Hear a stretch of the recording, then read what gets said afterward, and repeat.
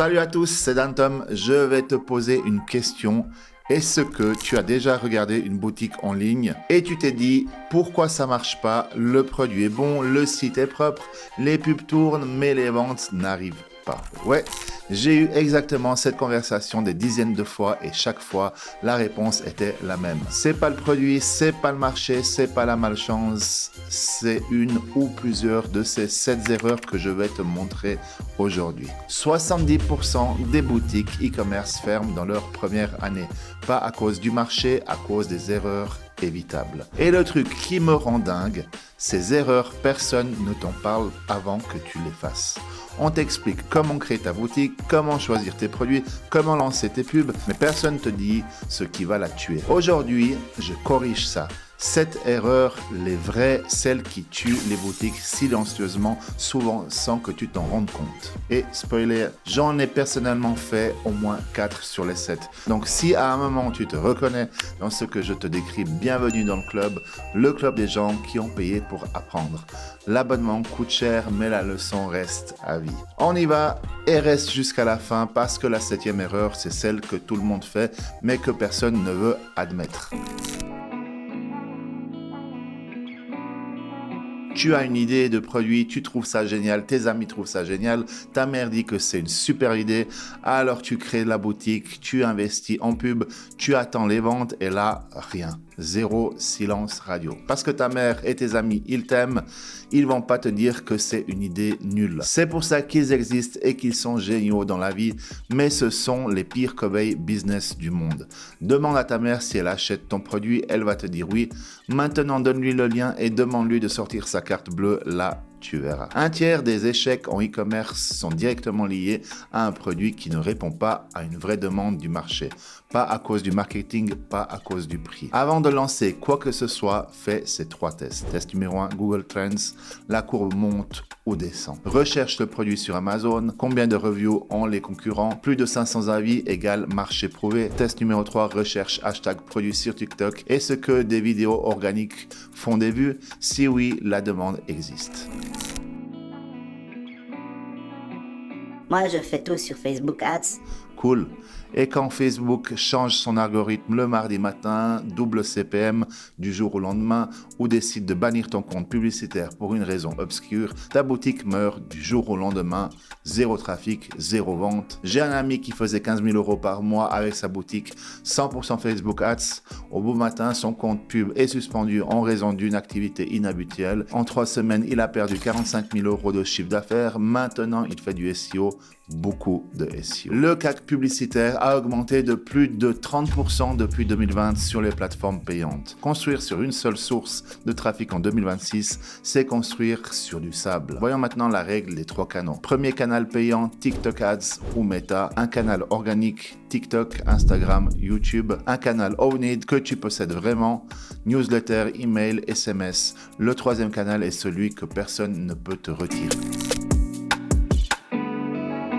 Quelqu'un arrive sur ta boutique, il ajoute un produit au panier, il commence à renseigner ses infos et puis il disparaît, il ferme l'onglet, il part. Et toi, tu fais quoi? Rien, tu regardes les stats, tu vois que tu as des visites, pas de vente et tu te dis les gens sont bizarres. Les gens sont pas bizarres. Toi, tu as pas mis les bons éléments en place pour les faire revenir. C'est comme inviter quelqu'un à dîner, il arrive devant ta porte et là tu réalises que t'as pas mis de sonnette. Il attend 30 secondes, il repart et toi tu te demandes pourquoi il n'est pas rentré. La sonnette, c'est ton système de relance d'abandon de panier. 70,19% des paniers sont abandonnés en ligne et 34% de ces abandons sont causés par une seule chose, l'obligation à créer un compte pour acheter. Propose toujours l'option commander en invité. Jamais de compte obligatoire. Configure une séquence email de relance. Email 1 heure après, 24 heures après, email 62 heures après, avec une petite réduction. Intègre Apple Pay et PayPal Express. Le paiement en un clic réduit l'abandon de 67%. 60% de tes visiteurs arrivent sur ta boutique depuis leur téléphone. Et si ta page met plus de 3 secondes à charger, ils sont partis avant même d'avoir vu ton premier produit. Les gens en 2026 ont la patience d'un enfant de 4 ans dans un supermarché. 3 secondes de chargement et c'est fini. Ils ont déjà ouvert TikTok, ils regardent une vidéo de chaton. T'as perdu. 1 seconde de délai supplémentaire égale 7% de conversion en moins. Pas 7% de trafic en moins, 7% de vente en moins sur chaque visite, chaque jour. Teste gratuitement en 2 minutes. Va sur page Speed Inside, entre l'URL de ta boutique, score mobile en dessous de 70, problème urgent. Compresse toutes les images. Supprime les apps Shopify que tu n'utilises plus. Chaque app ralentit le site. Active le CDN Shopify dans les paramètres. Quelqu'un qui arrive sur ta boutique pour la première fois ne te connaît pas, il ne sait pas si tu vas livrer, il ne sait pas si le produit va correspondre à la photo et il ne sait pas si tu vas répondre s'il y a un problème.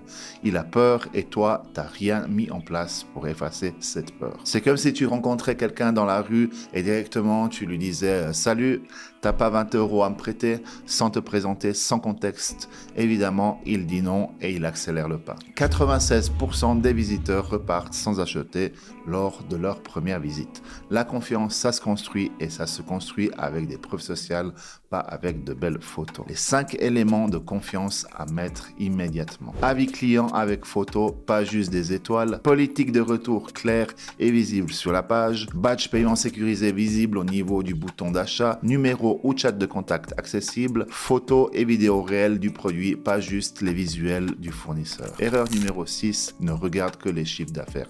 Cette semaine, j'ai fait 3 000 € de vente. Super. Et tu as dépensé combien en pub, combien pour le remboursement, combien pour les frais de port, combien pour les apps Shopify? Souvent, la réponse est j'ai pas calculé. Et là, tu viens de découvrir que tu as travaillé à perte depuis 3 semaines sans le savoir. Le chiffre d'affaires, c'est celui que tu montres à tes amis. La marge, c'est ce que tu montres à ton comptable. Et c'est votre comptable qui a raison, pas tes amis. Tes amis, ils ont déjà oublié le chiffre d'affaires. Ton comptable, lui, il se souvient de tout. Beaucoup de boutiques e-commerce vendent beaucoup, mais perdent de l'argent à chaque transaction sans le savoir. En 2026, le coût d'acquisition client a augmenté de 30% depuis 2020. Les marges sont plus serrées que jamais. Calcul, chiffre, toutes les semaines, ton bénéfice net réel égale prix de vente, coût produit, plus pub, plus frais de plateforme, plus retour, plus livraison. Si ce chiffre est négatif ou proche de zéro, stop. Ajuste le prix, coupe la dépense pub ou change de produit. Le chiffre d'affaires est une vanité, la marge est une réalité. On arrive à la 7e erreur, celle que j'ai gardée pour la fin, celle qui fait un peu mal.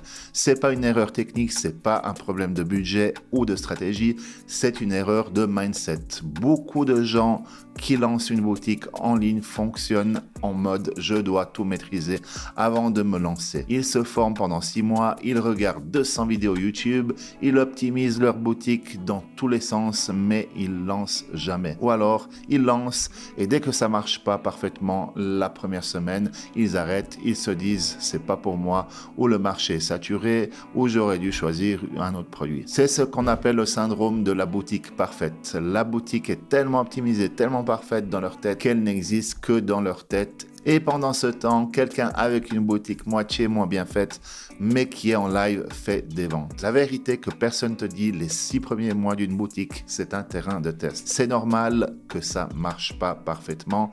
C'est normal de faire des erreurs. C'est prévu dans le process. Le but des 6 premiers mois, c'est pas de gagner de l'argent, c'est d'apprendre. Les boutiques qui réussissent en 2026 ne sont pas celles qui ont tout bon dès le départ. Ce sont celles qui ont testé, raté, ajusté et recommencé. Donne-toi 2 semaines pour lancer une version imparfaite, pas parfaite, juste en live. Avec des vraies données, tu peux améliorer. Avec 0 données, tu peux rien faire. Une boutique imparfaite qui existe vaut 1000 fois mieux qu'une boutique parfaite qui n'existe que dans ta tête. Voilà, cette erreur, certaines techniques, certaines stratégies, une qui touche quelque chose de plus profond. Ce que j'espère que tu gardes de cette vidéo, c'est pas juste une liste de choses à éviter, c'est une façon de penser différemment ton business. Le e-commerce en 2026, c'est pas compliqué, mais c'est pas non plus aussi simple que ce que les gourous te vendent. C'est quelque chose qui demande de la rigueur, de la patience et surtout le courage de lancer même quand c'est pas parfait. Et si tu as fait l'une de ces erreurs ou plusieurs, t'inquiète pas, bienvenue dans le club. J'en ai parlé au début, l'adhésion est douloureuse, mais les membres sont sympas. Dis-moi en commentaire laquelle de ces 7 erreurs tu reconnais dans ton parcours ou laquelle tu n'avais jamais entendu parler avant aujourd'hui. Si cette vidéo t'a apporté de la valeur, like, ça aide vraiment l'algorithme à la montrer à plus de gens qui en ont besoin. Abonne-toi si ce n'est pas encore fait. La prochaine vidéo, on parle de quelque chose que 90% des e-commerçants ignorent complètement. Active la cloche pour pas la rater. À bientôt. Ciao.